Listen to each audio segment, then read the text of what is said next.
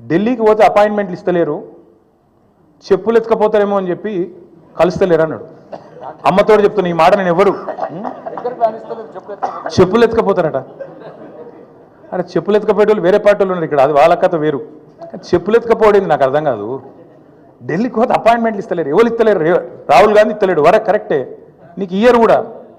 ఎట్లు ఇస్తారు? నీకు తెలిసిపోయింది నీ కథ అంతా, ఇయ్యరు. ఈ కొత్తగా ఎవరైనా సుట్టపోడు కొత్తగా వస్తేనేమో మర్యాద ఇస్తారు ఎవరైనా సరే, 4 రోజులు ఉంటుంది మర్యాద. ఇక కానీ నువ్వు వచ్చేదేమో ఢిల్లీకి నీ పని మీద వస్తావు, మీ మూటలు మోసుకపోయేందుకు 40, 42, 43 సార్లు పోతావు ఇప్పటికీ.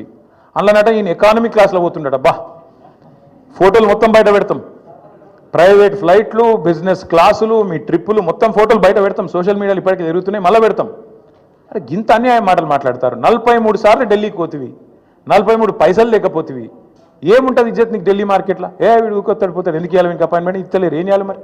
నువ్వు మూటలు మోసినందుకు వస్తున్నావు ఢిల్లీకి, రాహుల్ గాంధీకి మూటలు ఇస్తున్నందుకు వస్తున్నావు, మొదలు మర్యాద ఉంటుంది. ఇక ఆఖరికి దొంగలెక్కనే చూస్తావు.